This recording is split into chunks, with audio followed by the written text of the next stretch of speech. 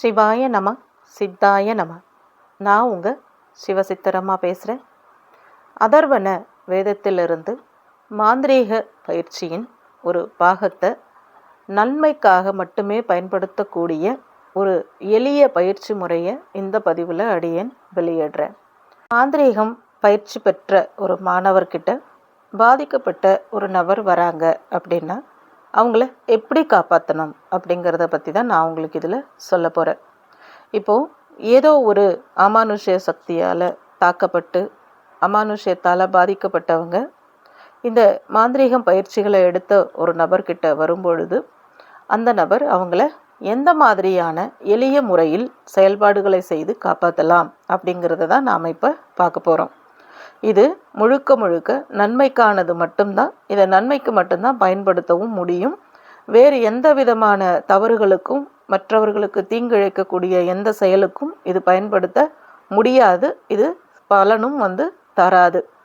இந்த மாந்திரீக வகுப்பில் நிறைய விஷயங்கள் இருக்குது. ஆனால் அத்தனையும் வெளியில் சொல்ல முடியாது. நன்மைக்கு மட்டுமே செயல்படுத்தக்கூடிய ஒரு 2-3 விஷயங்களை நான் பாகங்களாக பிரித்து சொல்லி கொடுக்குறேன். இப்போ பாதிக்கப்பட்ட நபர் வந்திருக்காங்க அப்படின்னா நீங்கள் முதல்ல என்ன செய்யணும்னா, நீங்கள் சித்தி பண்ணி வச்சிருக்கிற உங்களுடைய அந்த சித்தி தெய்வத்தை பிரார்த்தனை பண்ணிக்கணும். இப்போ நீங்கள் காளி தேவியை பிரார்த்தனை பண்ணி சித்தி பண்ணி வச்சுருக்கீங்க அப்படின்னா அவங்கக்கிட்ட நீங்கள் வந்திருக்கிறவங்களுக்காக மனசார வேண்டிக்கணும். இந்த மாதிரி இவங்க வந்திருக்காங்க, இவங்களோட பிரச்சனை சரியாகணும், நீங்கள் கண்டிப்பாக இவங்களை காப்பாற்றணும் அப்படின்னு சொல்லி நீங்கள் அவங்களுக்காக வேண்டிக்கணும். பிறகு ஆள் உயர வாழை இலையை நீங்கள் தெற்கு மற்றும் வடக்கு திசையை நோக்கி அந்த வாழை இலையை விரித்து தரையில் போட்டுறணும். அதே மாதிரி பாதிக்கப்பட்டவங்களை தெற்கு திசையில் அவங்க தலையை வச்சுட்டு வடக்கு திசையில் அவங்க காலை நீட்டுற மாதிரி மேல் நோக்கி படுத்தவாறு அவங்கள படுக்க வச்சிடணும். இந்த மாதிரி படுக்க வச்ச பிறகு இதை நீங்கள் செய்யும் பொழுது எல்லாம் மந்திரத்தை நீங்கள் நிறுத்தவே கூடாது, சொல்லிக்கிட்டே இருக்கணும். மனசுக்குள்ளே சொன்னாலும் சரி, வெளியில் கேட்குற மாதிரி சொன்னாலும் சரி, அதை பற்றி பிரச்சனை இல்லை. ஆனால் மந்திரத்தை சொல்லிக்கிட்டே இருக்கணும். சரி, இந்த மாதிரி படுக்க வச்சதுக்கு பிறகு 6 எலும்பிச்சம்பழங்களை நீங்கள் எடுத்துக்கணும். அவங்க தலைக்கு நேராக 1, 2 கைகளுக்கு நேராக கைகளை நீட்ட சொல்லி அந்த 2 கைகளுக்கு நேராக 2 எலும்பிச்சம்பழம், 2 கால்களுக்கு அருகில் 2 எலுமிச்சம்பழம், கால்களின் நடு பகுதியில் ஒரு எலுமிச்சம்பழம் வச்சுட்டு இந்த எலுமிச்சம்பழங்களை சுற்றி கற்பூரங்களையும் சின்ன சின்ன பீஸாக வச்சுக்கணும். ரொம்ப பெருசெல்லாம் வச்சுக்கூடாது. ஏன்னா காற்றுல ஏதாவது பட்டு ஃபயர் ஆகிடுச்சுன்னா ப்ராப்ளம் ஆகிடும். சின்ன சின்ன கற்பூரத்தை அந்த எலுமிச்சம்பழத்துக்கு நேராக வச்சு நீங்கள் தீபம் பொருத்தி வேண்டிக்கணும். அவங்களுக்காக பிரார்த்தனை பண்ணி அதே மந்திரத்தை நீங்கள் சித்தி மந்திரத்தை சொல்லிக்கிட்டே இருக்கணும். அதாவது நீங்கள் சித்தி பண்ணி வச்சுருக்கிற மந்திரத்தை சொல்லிக்கிட்டே இருக்கணும். சொல்லி முடித்ததுக்கு பிறகு அவங்களுடைய உச்சந்தலையிலிருந்து கொஞ்சம் முடியை நீங்கள் கட் பண்ணிக்கணும். அவங்களோட காலிலிருந்து ஒரு சின்ன பீஸ் நகத்தை கட் பண்ணிக்கணும். அவங்க கையிலேருந்து ஒரு சின்ன பீஸ் நகத்தை கட் பண்ணிக்கணும். இதை 3ஐயும் நீங்கள் கட் பண்ணி முடிச்சுட்டு ஒரு வெள்ளை துணியில் நீங்கள் வச்சுக்கோங்க. ஒரு கர்ச்சிஃப் சைஸில் இல்லை இந்த கர்ச்சிஃபில் பாதியாக இருக்கக்கூடிய ஒரு துணியில் இதெல்லாம் நீங்கள் கட் பண்ணி எடுத்து வச்சுக்கணும். வச்சு முடித்ததுக்கு பிறகு ஒரு இரும்பு கல், அதாவது ஒரு தோசைக்கல் மாதிரி இருக்கக்கூடிய ஒரு இரும்பு கல் எடுத்து வச்சுக்கோங்க. அதில் மை இருக்குது இல்லையா, நீங்கள் உங்களுக்கு மைகள் எப்படியெல்லாம் தயாரிக்கிறாங்கன்னு தெரியும். இருந்தாலும் விசேஷமான மை என்கிட்ட இருக்குது. அதாவது மக்களுக்கு நன்மை செய்யக்கூடியவையாகவும் மக்களை ஆபத்திலிருந்து காப்பாற்றுறதுக்காக மட்டுமே பயன்படுத்தக்கூடிய சில சக்தி வாய்ந்த மைகள் என்கிட்ட இருக்குது. உங்களுக்கு வேணுமென்னா என்கிட்ட இருந்து கூட நீங்கள் இதை வாங்கிக்கலாம். இல்லை உங்களுக்கே மை தயாரிக்க தெரியும், உங்ககிட்ட அந்த மாதிரி மைகள் இருக்குன்னா நீங்கள் அதையே கூட பயன்படுத்தலாம். அந்த கல்லில் நீங்கள் வச்சுருக்கிற அந்த இரும்பு கல்லில் இந்த மையை வச்சு ஒரு ரவுண்டு மாதிரி நீங்கள் சக்கரை மாதிரி சுற்றி சுற்றி அந்த மையை அந்த கல் ஃபுல்லாக நீங்கள் தடவிடணும்.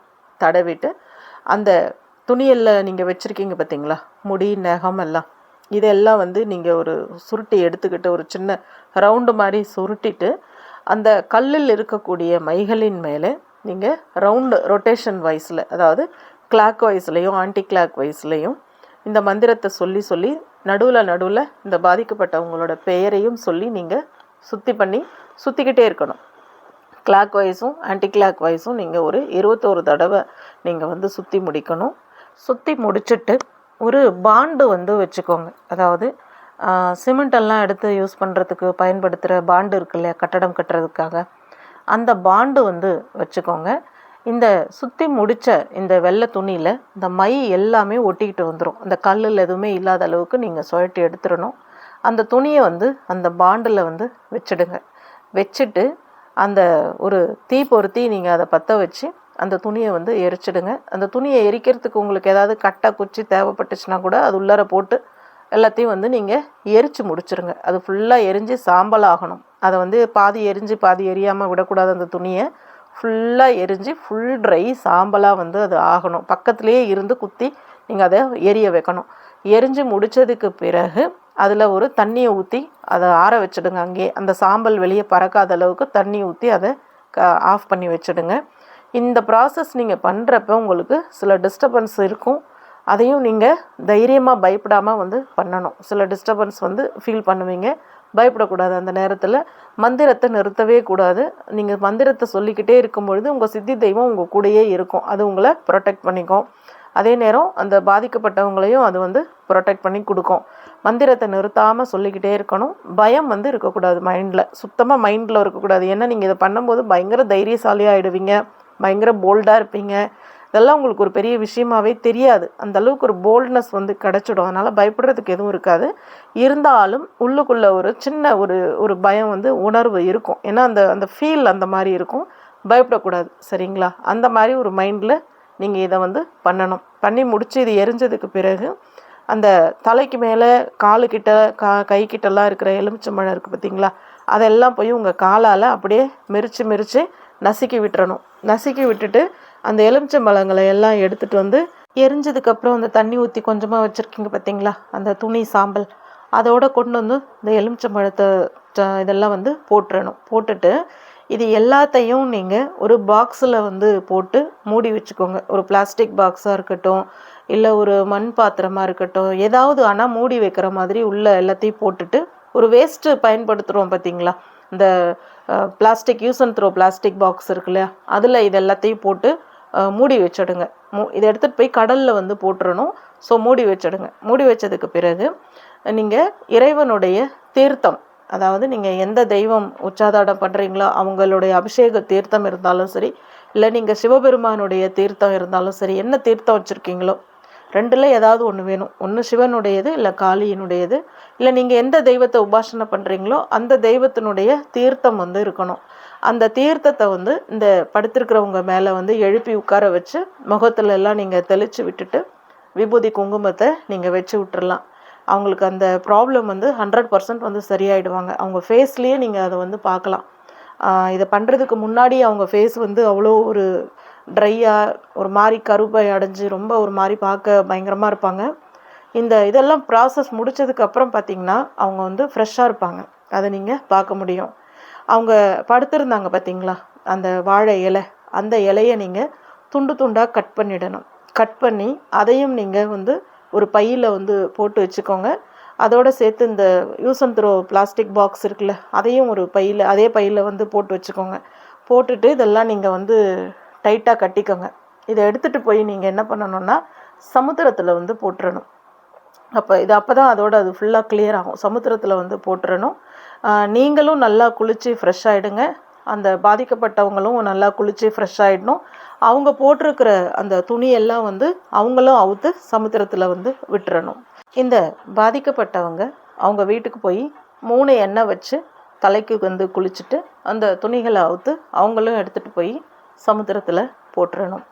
இதை பண்ணி முடிச்சுட்டு அவங்களோட இஷ்ட தெய்வ கோயிலுக்கு போய் அவங்க அந்த பாதிக்கப்பட்டவங்க பேரில் ஒரு அர்ச்சனை பண்ணி இறைநாமத்தை அவங்க தொடர்ந்து ஜபிக்க ஒரு 2 நாளில் அவங்க நல்லா க்யூர் ஆகி நல்லாயிடுவாங்க. அவங்க பிரச்சனை முடிஞ்சது. ஆனால் இதை செய்த நீங்கள் என்ன பண்ணணும் அப்படின்னாக்கா, நீங்கள் குளித்து முடித்து சுத்தமானதுக்கு பிறகு நீங்கள் உங்களுடைய சித்தி தெய்வத்துக்கு நன்றி சொல்லி ஒரு படையல் வந்து போடணும். கண்டிப்பாக இந்த படையல் அவசியம். ஏன்னா உங்களுக்காக தான் அந்த தெய்வம் வந்து அவ்வளோ பெரிய ப்ராப்ளத்தில் இருந்து அவங்கள காப்பாற்றி விட்டுருக்காங்க. அதனால் அந்த தெய்வத்துக்கு நீங்கள் சைவ நெறிமுறைகளில் வழிபட்டாலும் சரி, அசைவ வழிபாடாக இருந்தாலும் சரி, நீங்கள் எந்த முறையில் நீங்கள் எடுத்துக்கிறீங்களோ அந்த உணவுகளை அவங்களுக்கு படையலாக வச்சு அந்த தெய்வத்துக்கு நீங்கள் ஆராதனை காமிச்சு முடிக்கணும். அந்த உணவை நீங்களே சாப்பிடணும், பிறருக்கு நீங்கள் கொடுக்கவும் கூடாது. தெய்வத்துக்கு படைத்த உணவை நீங்களே சாப்பிட்டு முடிக்கணும், பிறருக்கு கொடுக்கக்கூடாது. சரி, இது எல்லாத்தையும் விட முக்கியமான ஒன்று என்னென்னா, இந்த காரியங்களை எல்லாம் நீங்கள் செய்கிறதுக்கு முன்னாடி உங்களுக்கு ஒரு காப்பு தேவைப்படும்.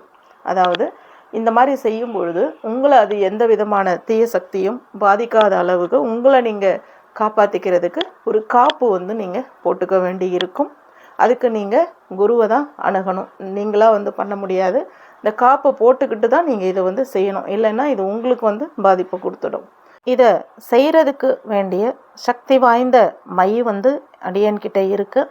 வேணுங்கிறவங்க தொடர்பு கொண்டு வாங்கிக்கோங்க. சரி, இந்த காப்பு போட்டுக்கிறதுக்கு யாருக்கு விருப்பமோ அவங்களும் தொடர்பு கொள்ளுங்க. இந்த காப்பு இந்த மாந்திரீகத்தில் நீங்கள் யாரை தொட்டு செய்கிறீங்களோ அவங்களெல்லாம் அவங்களோட பிரச்சனைகள் உங்களை பாதிக்காமல் இருக்கிறதுக்கு, உங்களை காப்பாற்றுறதுக்கு இது ரொம்ப பயன்படக்கூடிய ஒன்று. நீங்கள் எந்த காப்புமே போட்டுக்காமல் அப்படியே நீங்கள் செஞ்சீங்க அப்படின்னா நாளடைவில் இது உங்களை ரொம்ப பாதிக்கும், உங்கள் குடும்பத்தை ரொம்ப பாதிக்கும். அதனால் உங்களை நீங்கள் ப்ரொடெக்ட் பண்ணிக்க வேண்டியது ரொம்ப ரொம்ப அவசியம். சரி, மேலும் அடுத்த நல்ல தகவலோடு உங்களை சந்திக்கிறேன். வணக்கம். சிவாய நம.